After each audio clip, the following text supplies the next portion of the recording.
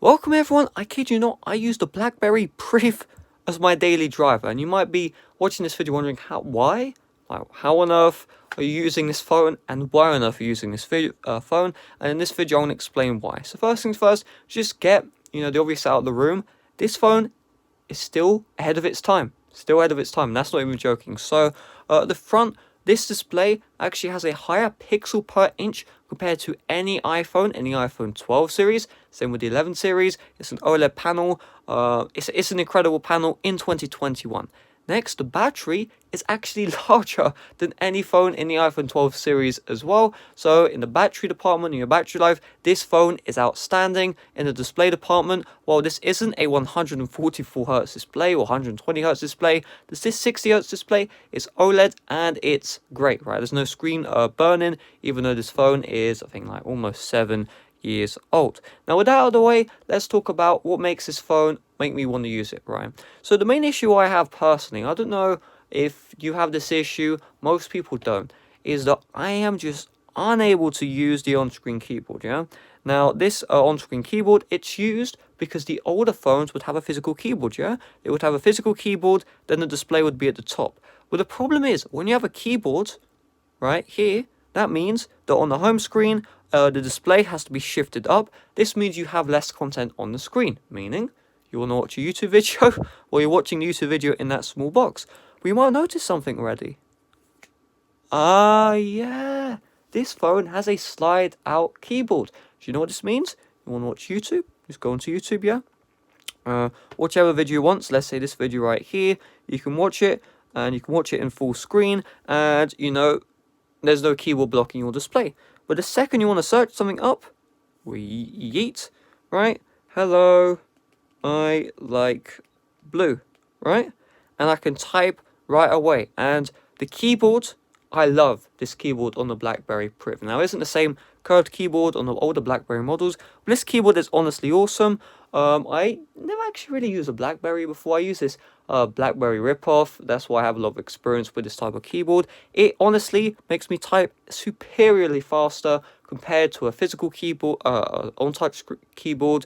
I can just overall do things faster with this keyboard compared to the regular one. And you are like, okay, so what was your point? Well, my point is the Blackberry Priv makes me use a phone again. Usually, the simple solution to not using an on-screen keyboard is using my iPad or my Samsung Tab with a physical keyboard, yeah? That's why I barely use a phone. However, with the Blackberry Priv having a physical keyboard as well, this phone makes me want to use a phone again, right? When I'm outside, instead of literally going out my way to use the iPad, I can just take this phone out, and it's far more useful compared to the iPad where it's like holding in, it's like weird, right? I could stand up and type with this. On my iPad, I have to sit down, yeah? I just said yeah like 100 times. Jesus Christ, that's a horrible habit. But you get the point. With the iPhone, I do not want to use the iPhone. I try and avoid it as much as possible. I will only use my iPhone to record videos, and that's a great segue. So while this phone is great with communication, with the keyboard, right, which means you can type a lot faster, you can type a lot more accurately, there are still downsides, right? And this is the second reason why I use the Blackberry Priv. It's because I have an iPhone. Now that might be like, whoa. So if you have an iPhone, why don't you just use the iPhone? Doesn't that make sense? Well, here's the deal, right? The camera on this phone is horrible, right? I mean, look at this. Like, can you even see me? I don't know if you can like see this thing. Like, we've got like here. This background is pretty well lit, and you basically can't see me with this camera because I think this is a 2 megapixel, and while the back camera is an 80 megapixel. It's a horrible camera. There's no dual camera setup. Let's if we just go here, you can see we only have 4K 30 FPS. Although that's actually still, that still stands up in 2021. But this has digital stabilization. It's not a great phone as far as the camera department goes. And when you want to take photos, you want to do a proper job, right?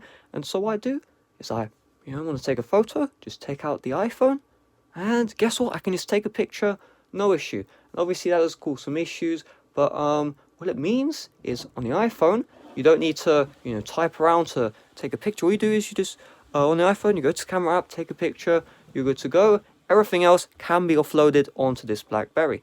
And you might be like, hold up, but this phone is also, don't remember, it's from 2015, meaning it has a processor from 2015. isn't that an issue? Well, first of all, let's cover the 2015 bottlenecks. We have a headphone jack. You don't have a headphone jack on the newer iPhones. Sure, we have 32 gigs of memory, but we also have expandable storage.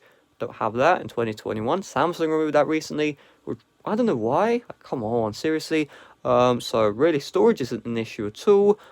Headphone jack, not an issue at all. The processor and the RAM, so we have 3 gigs of RAM, and we have the Snapdragon 802. You'd think it's a big issue, but if you stay on Android 5, which I'm on 5.1.1, this phone only got Android 6.1, so I mean it's not like, you know, big difference. But Android 5 actually runs really well on this device. If I go to settings, you can see.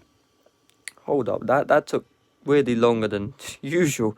Is battery saver mode on? No, I know Apple with that. Honestly, it never takes that long. But if we just go to the About phone, you can see Android 5.1.1, and if you exclude that mishap, overall things actually run. Oh, that's probably why the multitasking.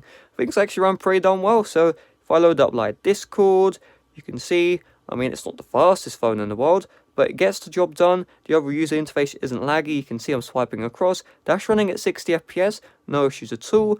Twitter as well, running perfectly fine, no lag. On the iPhone 5S, Twitter will lag, same with the iPhone 6. On the Blackberry Priv, you can see running at full 60. It was a bit choppy there, but now everything is smooth. On the iPhone 5S, it's just constant lag. So it's not a perfect experience. That's the point I'm trying to say, but it is good enough for the basic social media apps which I need. The 3 gigs of RAM you did see was quite an issue. You can't really have that many applications open at once, or the phone starts to become laggy. But I don't play games on my phone. I play them on my iPad. So really, that's not a big issue to me. To someone else, that could be a big issue. Remember, this video is why I switch, not why you should be switching. I don't think you should be switching to this phone unless you have an iPhone, and communication is as important as to you as it is to me. So really, in conclusion, the parts that BlackBerry do well. First of all, the display, still ahead of its time. The battery, you know, it's current day battery's performance, but it has a physical keyboard, right? You might be like, you could have got the Key 2. The reason why I got this phone over the BlackBerry Key 2 is earlier what I was talking about with the flip-out keyboard. On the Key 2, it sacrifices screen real estate for a keyboard. That's not how a phone should be built in 2021. If you're going to build a keyboard, it needs to be a flip-out, which is the reason why I went for the 2015 BlackBerry Priv compared to the 2018 BlackBerry Key 2. So let me know your thoughts in the comment section down below. On this phone is far better than you think. Even Android 5 still has support for the latest apps. This isn't an iPhone, right? This iPod Touch, which I think released, this released 3 years ago. But like, if I take my iPhone 6, which released around the same time, that phone doesn't have app support anymore. This phone, which received less Android updates, still has app support. So, I mean, it's pretty darn crazy. This phone is honestly awesome. I would recommend, if you can buy it, you do buy it. Although there's not that many people who sell these phones anymore. But it's a really good device. So hopefully this video helped you out. Well, it didn't really help you out, but you know, you see the perspective of someone who actually uses these things. Let me tell you, more people than you think use this handset as far as YouTubers go. And yes, see you guys later. Bye bye.